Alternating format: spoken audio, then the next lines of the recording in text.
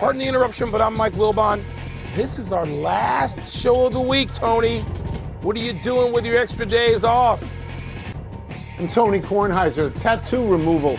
I don't even know what Levitard life means, and it's spelled L-Y-F-E. I don't get it.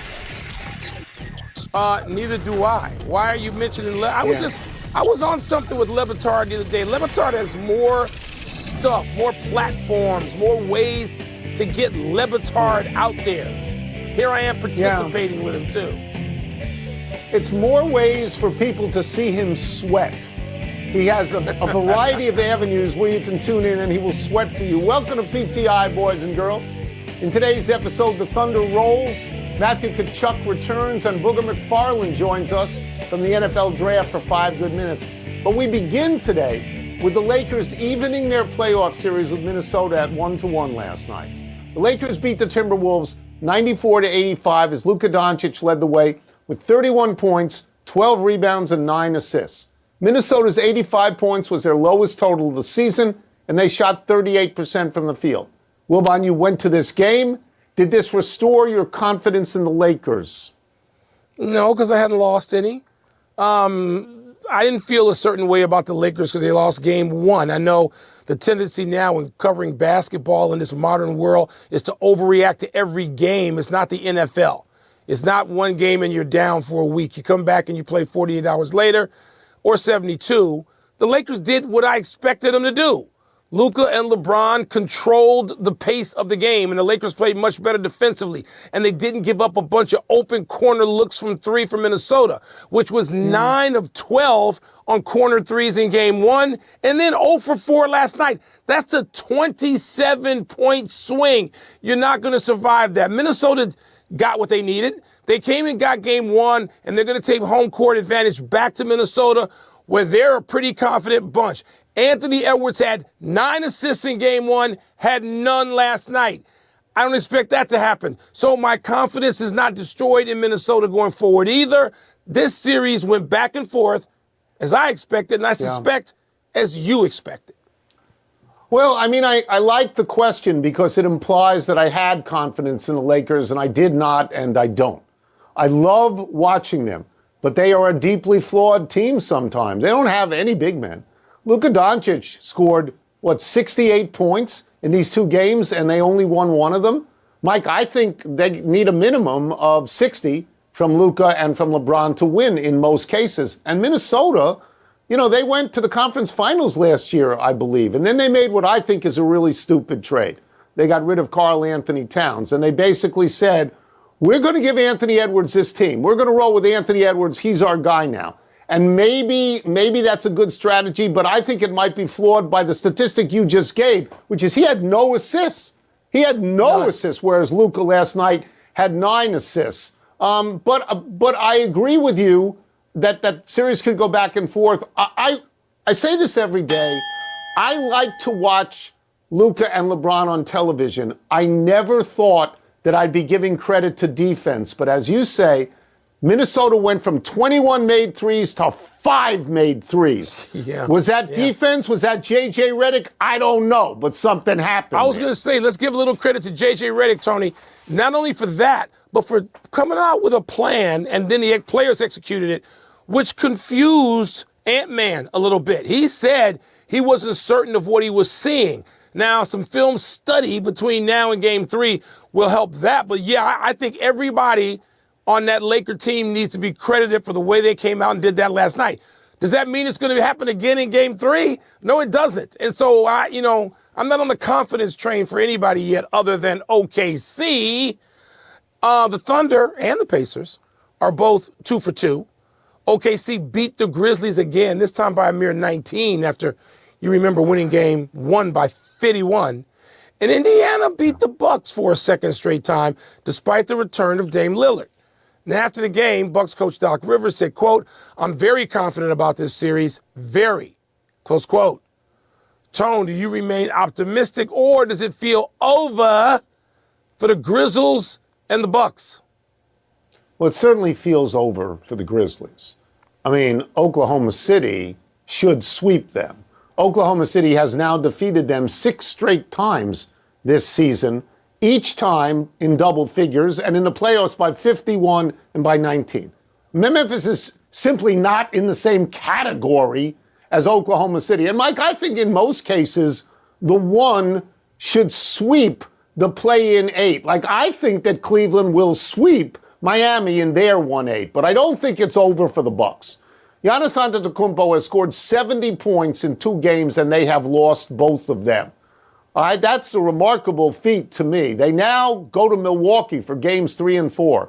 Milwaukee's 28-14 at home, and Indiana is 21-20 on the road. I will be astonished if Antetokounmpo scores 70 points in 2 games and they lose them in Milwaukee. They're completely astonished.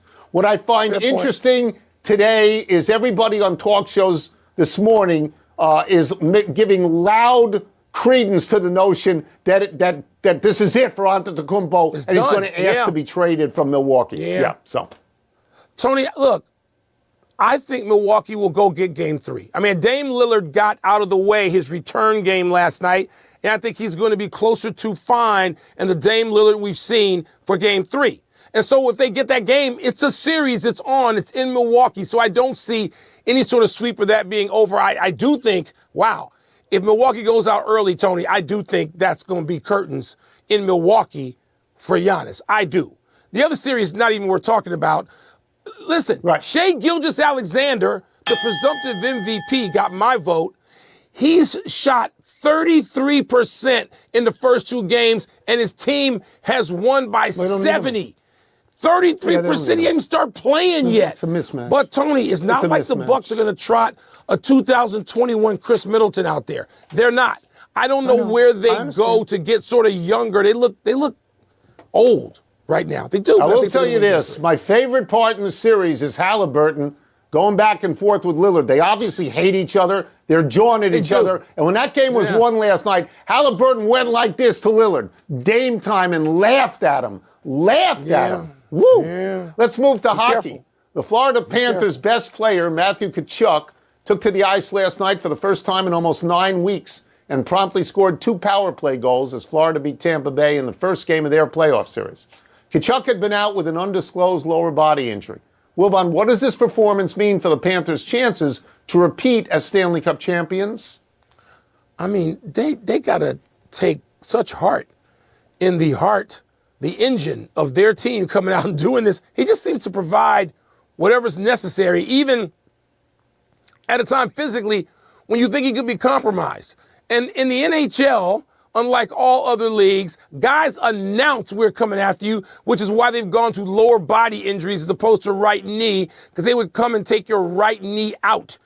This is what happens. And Tkachuk doesn't seem to care about that.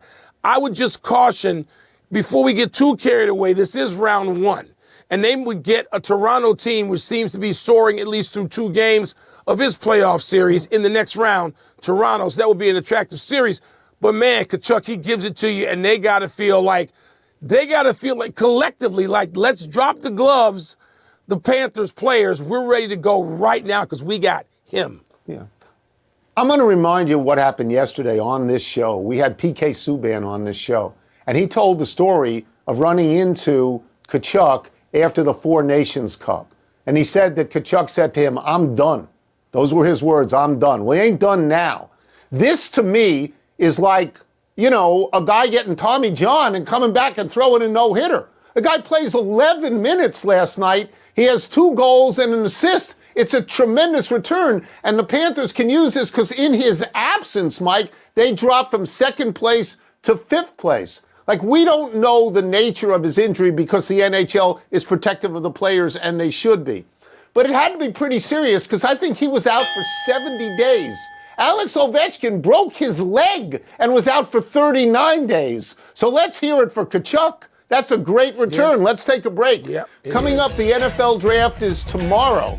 How will teams value Shedeur Sanders? We're going to ask Booker Genti. You saw that yesterday, right? You saw Halliburton do this? Dame time? Oh, yeah. Like you reap what you sow. He said it's not Dame time.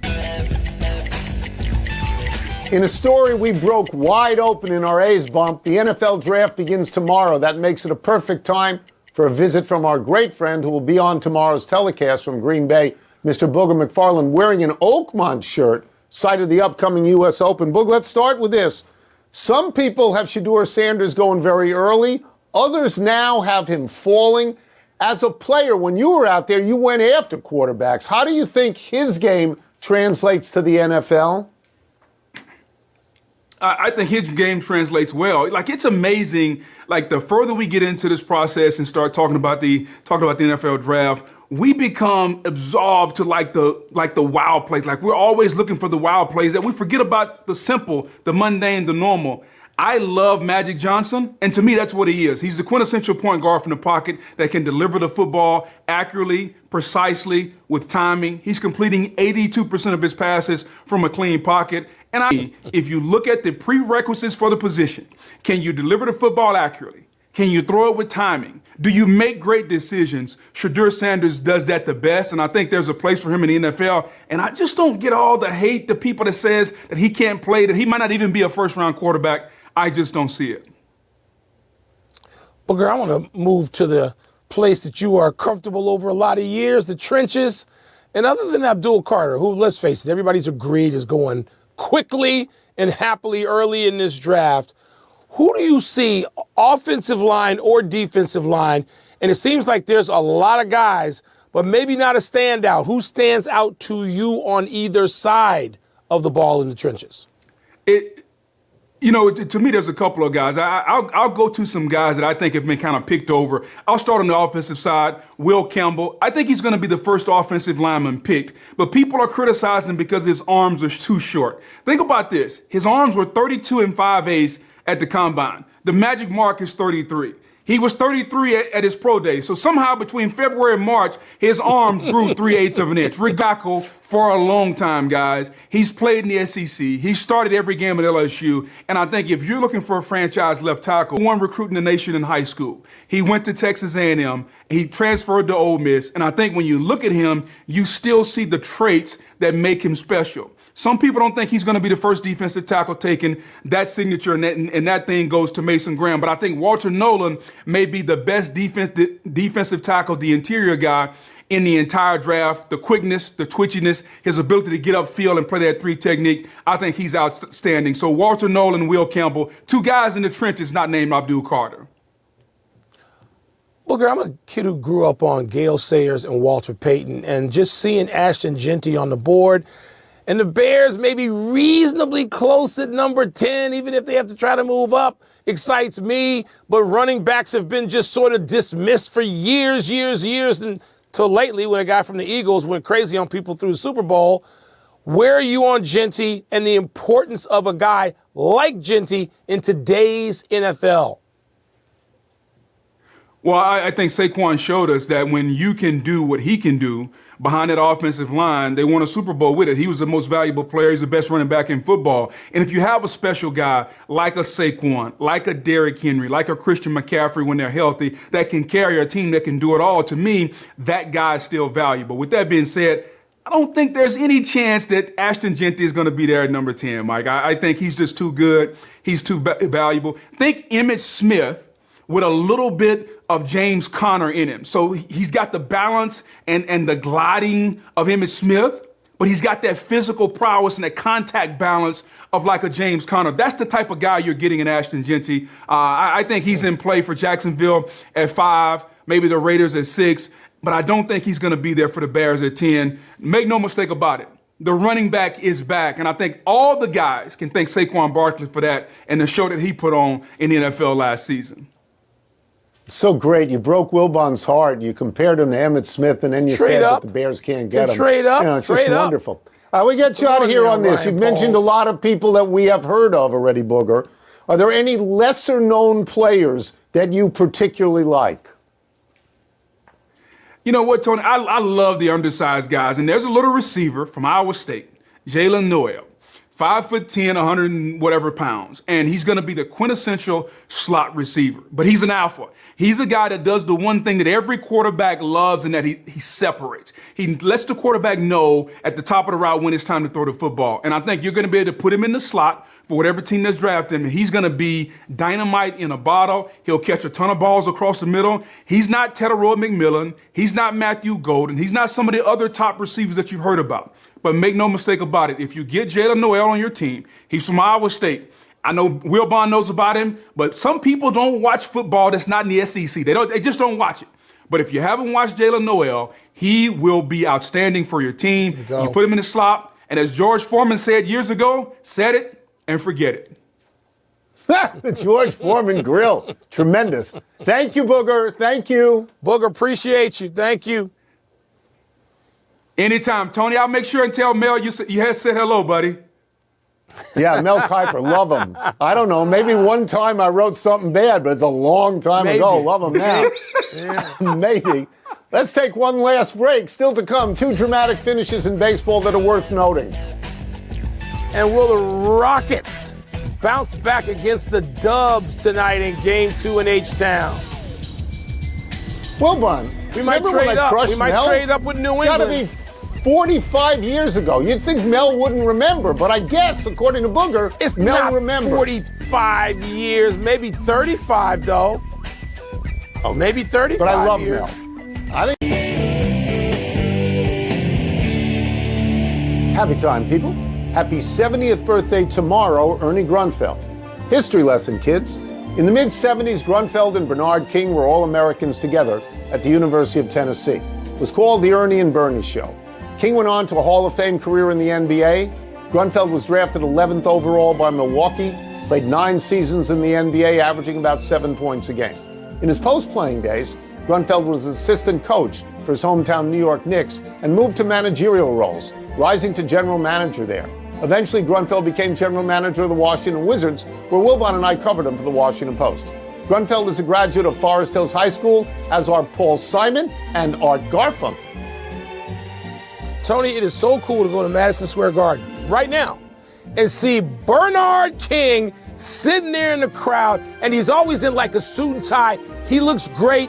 You want to tell people how unstoppable Bernard King was even before and after knee surgeries? Unstoppable. Just the quickest leap to the basket of anyone ever.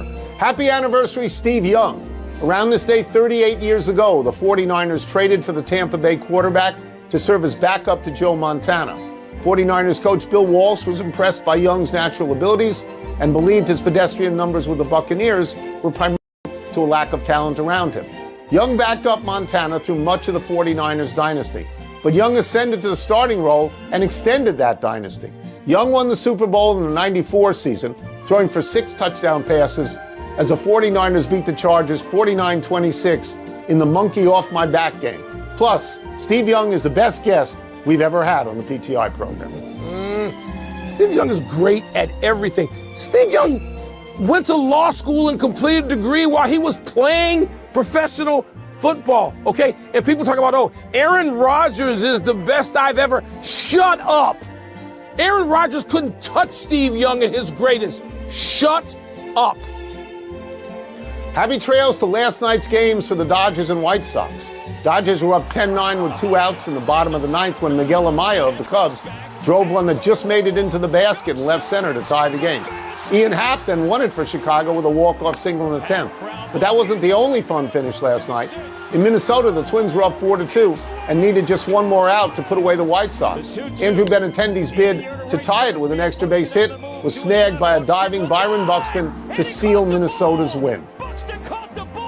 We've had to play the Dodgers like 6 times so far. The best team money could buy, the best team in baseball, presumably. And I think we're 3-3 against the Dodgers in those games so far this season.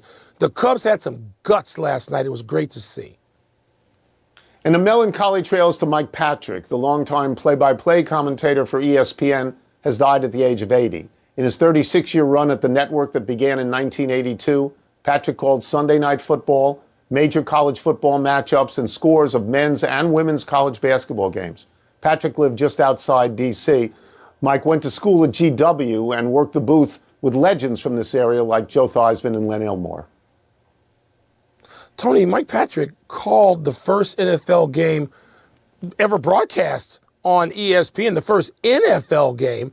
And I got to be around him a lot when he was calling ACC games when I was writing for the Washington Post and a young beat writer covering that league. And he was just a joy to be around and an absolute professional in so many ways. Got to go real quick with the big finish. Ace Bailey of Rutgers will enter the NBA draft. Do you like his game? Scouts do. They say he's going to be projected second overall pick in the draft. Peyton Pritchard of the Celtics, NBA's sixth man of the year, is deserved, right? You voted for him. Rick Pitino has added 5 top players from the portal. You impressed? That's all people do. They just go to the portal shopping. Jock Peterson of the Rangers is 0 for his last 41. Your thoughts? That's brutal. I hope he gets off that schneid. Last one, Warriors-Rockets, game 2 tonight. Who you got? I got the Warriors winning the series, but the Rockets winning tonight. Shingun, it's going to be a big night for him. We're out of time. Try and do better next time. Happy birthday, Liz. Like I said, I got the trees. Birthday, Liz. Could be a conversation that needs to be had if and when Shedeur Sanders makes it to 21, if he even does, right? That's what you have to go through all these picks for. But if Shedeur Sanders happens to be there for Pittsburgh at 21, I would think that there's going to be an organizational conversation about whether this is the pick that they want to make. I think Mike Tomlin, the head coach, is a fan of Shedeur Sanders. I think Arthur Smith, the offensive coordinator, is a fan of Shedeur Sanders. Now, this is a team that has other needs as well. They still could use defensive lineup. They still could use running back. They still could use help elsewhere. So do you want to do that? Let's also keep in mind the Steelers don't have a second-round draft pick that went to Seattle for DK Metcalf, so they can't wait for the second round to get a quarterback because by the time that pick comes around, it's not theirs. They'd have to wait till the third round.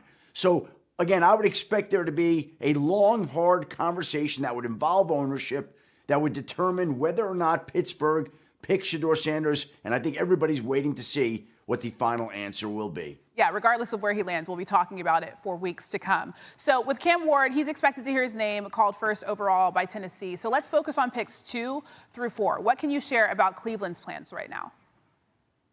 Well, look, everybody has heard them talk about Travis Hunter, and Browns general manager Andrew Berry compared him to Shohei Ohtani. So anytime you get a GM comparing a player to Ohtani, that gives you an idea of how strongly that they feel about a certain player. The Browns also, it's been out there that they've entertained calls. Nobody believes that that's going to happen right now. And so the Cleveland Browns will continue to sit there in the power position at number 2 with the chance to get the player that many people believe is the best player in the draft, Travis Hunter. The New York Giants would be on the clock. A lot of mystery and intrigue about whether they would take quarterback at number 3. It doesn't feel that way, but it can't be ruled out. And Abdul Carter clearly would be a player in play in that slot at number 3. The Giants have drafted Kayvon Thibodeau to rush the passer. They could be drafting Abdul Carter here to complement Brian Burns as well. Would give the Giants a tremendous pass rush, and that would leave the New England Patriots sitting at number 4. Clearly, at one point, the Patriots could have had the top pick. They fell back to number 4, and the people across the league believe that left tackle Will Campbell is Mike Vrabel's kind of player. Bring your lunch pail, guy who loves football, guy who exerts maximum effort, and so Will Campbell could be on the clock at number 4. So really, it looks like right now the first 4 picks in order would be Ward, Hunter, Carter, and Campbell. That's the way it's shaping up going in to tonight's draft. Okay, we'll see what exactly happens eventually later tonight. Let's talk about the Cowboys because we can't do anything without talking about them. They have the 12th pick. Jerry Jones said